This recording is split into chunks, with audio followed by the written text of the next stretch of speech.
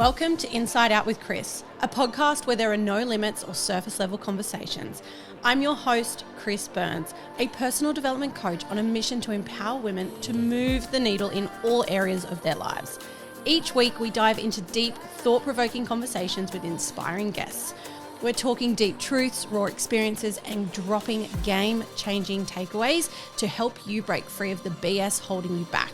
Let's transform you from the inside out.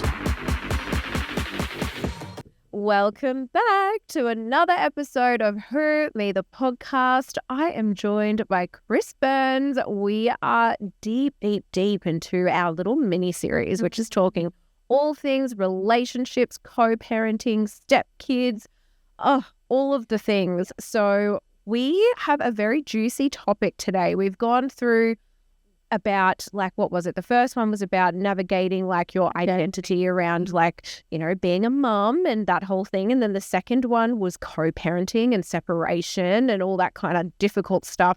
And now we're getting into the juicy things because I'm actually going to chew your ear off because I've got lots of questions for you about it. But this one is about navigating new relationships from meeting stepchildren to introducing your kids to a new partner. Terrifying. So let's dive straight in. This is something that I haven't had to go through yet. I could give the people lots of advice about co-parenting and separation and mindset and all that kind of stuff. But when it comes to the next steps, we are not there yet. And I feel like it is bound to happen. So let's dive in because when you got into a relationship with your beautiful partner, you were straight thrown into the deep end with two stepkids. So how is that? And the dynamic of being the newbie, and how is that? I think you have to be really, actually take that back a second. This is one thing that I have told women when they've asked me this, a similar question. Around what happens, how do you do it, all the things. And it is this. You have a decision to make as a woman. You can be dad's girlfriend, dad's partner, dad's wife. And you have to decide this at the start. Who do you want to be? Dad's partner, dad's girlfriend, dad's wife, or stepmom? Or the name. No, as in what role are you going to have? Stepmom, where stepmom is you do the mum things, you love them unconditionally. You can't love them with conditions, right? Whereas being dad's partner is someone a little bit different. She's a little bit more withdrawn. I had women in my life from my dad's relationships that were dad's partner. And then I had only one that really had a crack at being a stepmom. She just didn't do it in a very positive way. But there was an obvious difference between the two roles. And that's what I want you to ask yourself. Reflect on that question and you need to make that decision because whoever you decide to be, that's your role for good. You can't change. You can't be, I'm stepmom today, I'm your parent. You listen to me, you do what I say in my house, and then be like, oh, I'm not picking up from work. You don't get to change it. You are that person to them, and whatever that means, because they're the child, right? So they don't get a choice of who you just decide you want to be in the relationship of your parenting role to them. But what if if it's a fresh new relationship and I guess not many people introduce the kids to the person straight away, right? How long were you dating before you actually went in and were okay, having to think about that? Yeah, we were dating for a while before I was introduced as dad's partner to the kids. Right. For lots of different reasons. But we moved in together pretty quick from that introductory sort of conversation. Yeah. I chose to be stepmom. I had a mum that had, I had stepbrothers when I was a teenager for a little while and a stepdad. So my mum didn't stay with that man and those boys, which is sad for her at the time. But I was raised where step-parenting sort of was normalised and having a step-family was normalised to me. So it wasn't so far out of my norm to have that role. Had I have not been exposed to those things as a kid, my girlfriends were I don't, the thing that comes up a lot for people is, I don't know how you do it. You do so much. I don't know how you do it. And that's a common theme. I'm I couldn't imagine doing it any other way. But I know for other women who haven't been exposed, their parents are still together and they had a very picket fence kind of childhood and they've never been around a blended family or they don't know how to be and who to be. And they're not a mum yet as well. They haven't, usually when you're a mum. So if you had another child that was in your home, you'd be like, do you guys want a peanut butter sandwich? Or are you hungry? When lunchtime is. you know how to bath the child. Like there's little bits and bobs that you would know to do because you're already a mum, right? Yeah. But think of a girlfriend maybe that doesn't have any children and she's like, oh, you can't do that with them? Or like, can you do this? Or what do they eat? I know what kids eat. Like you just have this insecurity of where do I stand in this and what do I do? Whereas I had a mum that's pretty full on. She's the best nan in the world and fully embodies kids in every possible way of her life. So this was quite normalized mum stuff was normalized to me. I knew how to bath a kid. I knew how to make sandwiches and which shape do you want them cut in? Like that was a question I asked them. You know, when I came into their lives, like, do you want triangles or squares? A lot of women wouldn't ask that question, but I knew it was going to be important to the 4-year-old. I think deciding who you're going to be in terms of the role fairly quickly. And if you want to be stepmom, but you're going to learn along the way, be honest about yourself with that. If like you're kind of like, I want to have this role with them and I want to be important in their life and I want to show up to things and I want us to be a family. And maybe when I have a child, if I decide to bring a child into the family dynamic, I'm their stepmom and my child's mum, and it feels really like the bond feels really together, and that's the perspective that you're looking forward to in the future. That's great. You can work towards having that authority, that parenting role in their life. That's something to look towards. But if you're like, oh no, I would hate it if they come into bed in the middle of the night with me and my partner, that would feel weird. Like there are women that don't want that, and that's cool, right? I think being the mum of a child, I don't know how I would feel if Mila was like sharing the bed with her dad and like a new chick.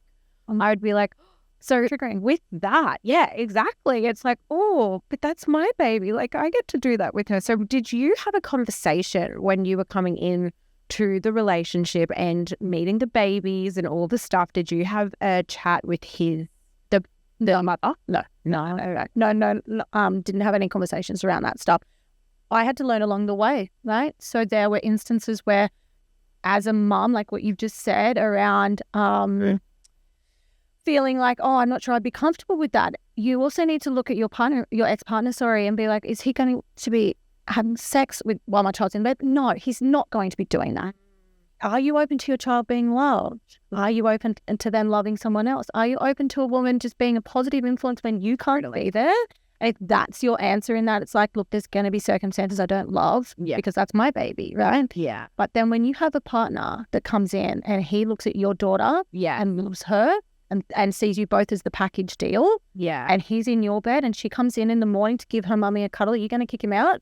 Yeah. Maybe not, because it seems normal. It seems comfortable. And if she feels safe to do that with you and your new partner, how healthy that she gets to see mummy in love. Like, it's a healthy thing. I just had the most beautiful visual while you were telling me that. Oh, I was like, oh, no, I know. Of course it's going to feel yucky if you're the one that's experiencing it and you're not having it first. It's going to feel icky, right? Honestly, I hope that does happen though. Like I think I would rather rip the fucking Band-Aid off, because I think you always are going to have like some kind of love and respect for the dad or the other partner. And so I'm like, I just want them to be so fucking happy. I don't want to cause any pain. So I'm like, I kind of just hope that happens first. So then I can be like, okay, cool, green light. Yeah. You know, but it is going to be a difficult thing, because I think there's a lot of ego that can come into play. It's like this is a terrible analogy, and this is not what it is, but I don't know if this is how you'll feel until you're in it. So that's why I'm just dropping it. But you know, when you're like, okay, I definitely don't want that. Like, I don't want that toy. We've been there, we've done that. It's like, I know that toy isn't for me. But then when a kid plays with another toy in the playground, you're like, that's my toy. Yeah. Like, are you going to feel like that? Yeah. So I'm like, it's going to be interesting, because I'm very much aware of like our relationship and our dynamic and all that kind of stuff. But then it's also like, wow, I wonder what my ego is going to be like. Have I done enough work to not let this be like, what does she have that I don't have? Is my daughter going to love her more than me?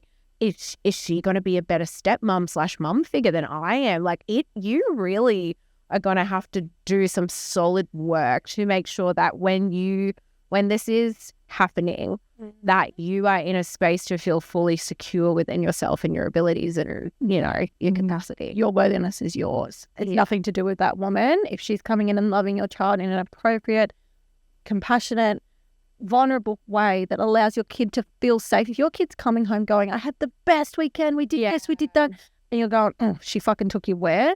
Have a think about that. That's a totally, you know, like, if you're like, oh, she's not allowed to take my child on her own here. Oh, really?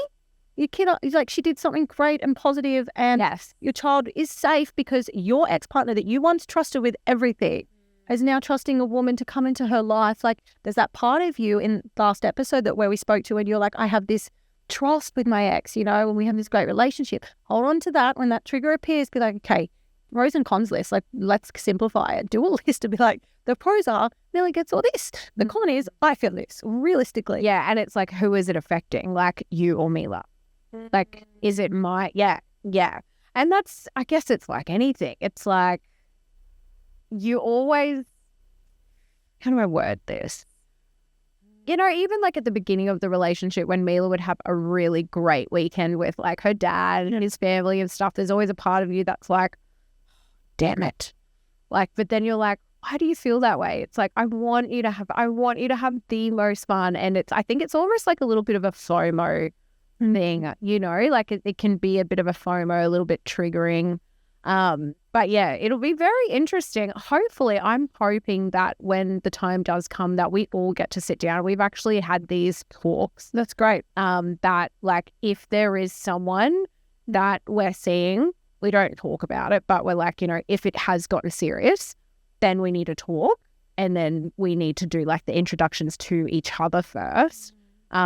Because like I would never just introduce Mila to someone and, you know, he have no idea who this strange man is. Like, because that's fucking scary too. Like, especially with a little girl and a man, like there's lots of safety, 100%. even with, you know, vice versa. It's just safety, you know? And things can be incredibly hurtful. Like, let's say there's an expectation around a woman being introduced, right? Hypothetically, and the man meets that expectation, the new one meets that expectation, and they wait until, you know, the ex-partner's ready. But then you go and get in a relationship and there's reasons that are your own, but you don't actually introduce the kids without having that conversation, even though you were given that respect, and you don't do that in return. And then there's explosiveness and things like that, you know, can happen. And it's just like, at the end of the day, you can let that be the thing that steers the new direction of the co-parenting relationship, or you can be like, I did this, I did the right thing, I was right by you, I did the right thing right by me, I did the right thing by our child. I'm going to just focus on that, right? I'm not going to go, you did wrong, you fucked up, you're the one that didn't tell me. Like, it's kind of gets to a point where you have to accept it's not in your control 100% of the time. And also there's circumstances, right? Like, I know a girlfriend of mine, she accidentally introduced her new partner to her kids because the ex dropped them off early. He's like, no, I've got plans, I'm going. And she's like, they can't, like, no. And he's like, too bad. And he just like, I've got to go, left the kids. And she's like, what was I supposed to do? I wasn't ready, he wasn't ready, but this is how it's played out. There's circumstances that sometimes aren't in control. Yeah. And I think just being compassionate to hearing each other. And again, it's not everything's going to work out exactly as you're thinking it's going to be planned to the T to work out as. And do your best. Yeah. Communication. Yeah. Communication. Hey. Yeah, absolutely.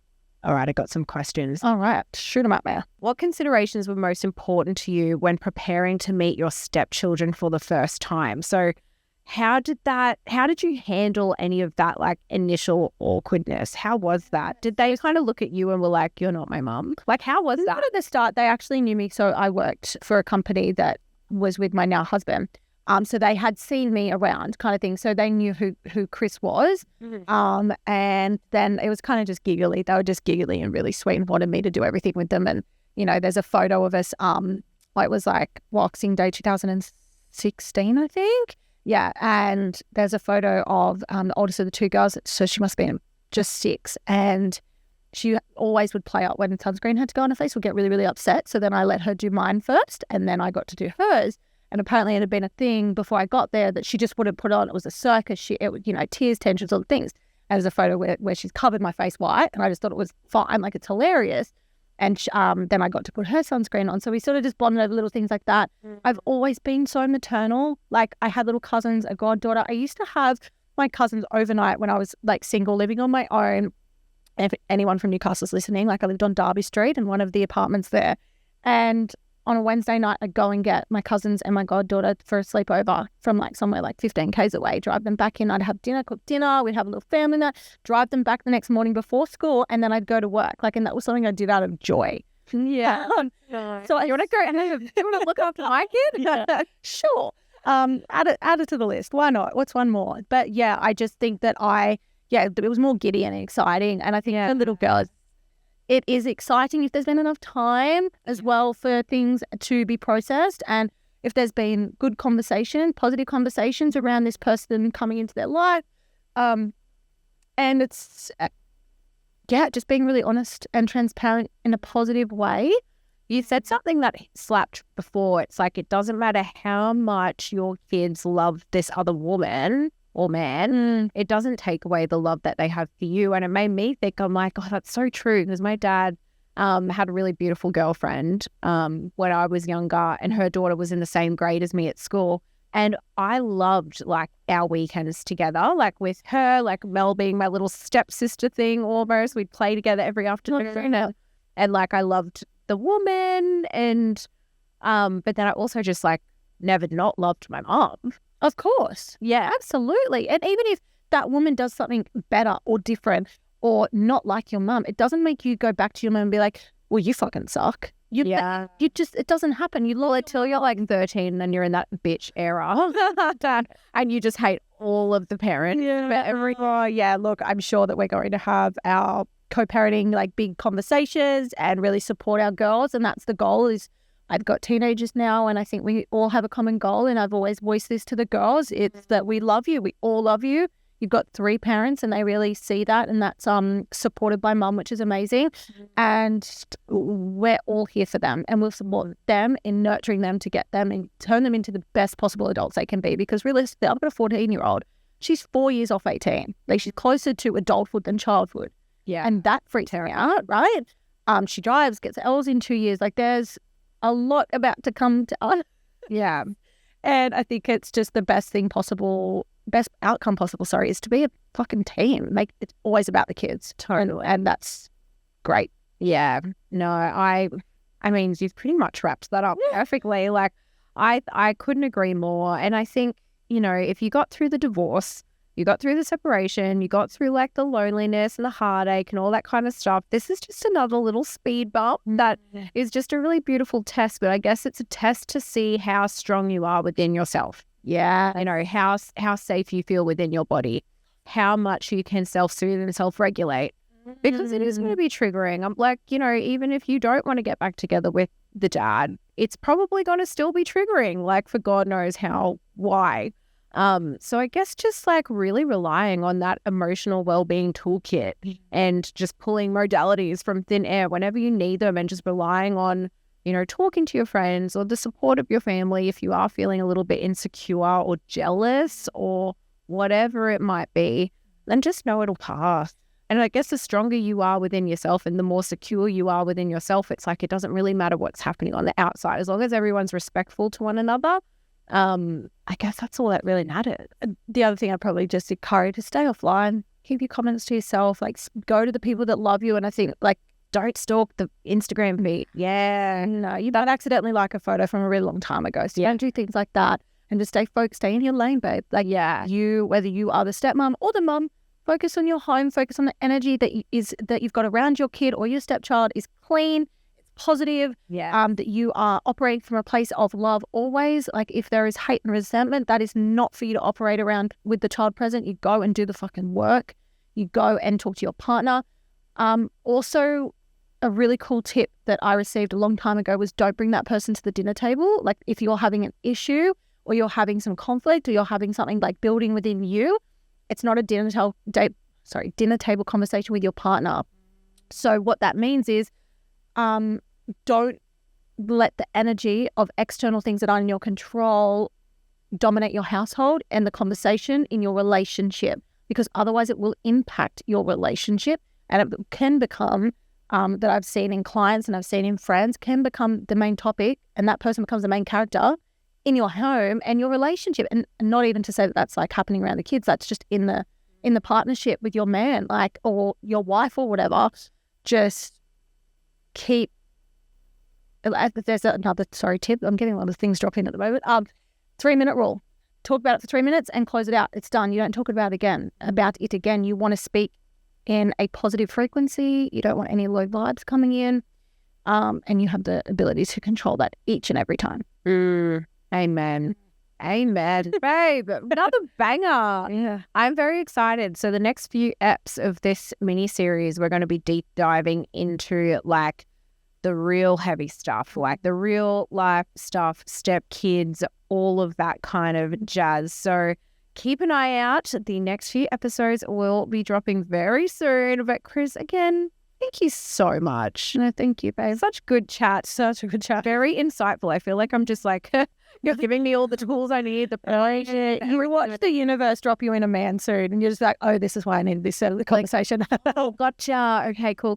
I'm having these hard conversations now. Awesome. Okay. Well, thank you so much for listening, guys. I'll see you soon. Bye. Thanks for tuning in to today's episode. If this landed for you, I would love if you can share this conversation to your socials and don't forget to tag at Inside Out with Kris. Don't also forget to hit subscribe or follow so you don't miss next week's conversation. Bye.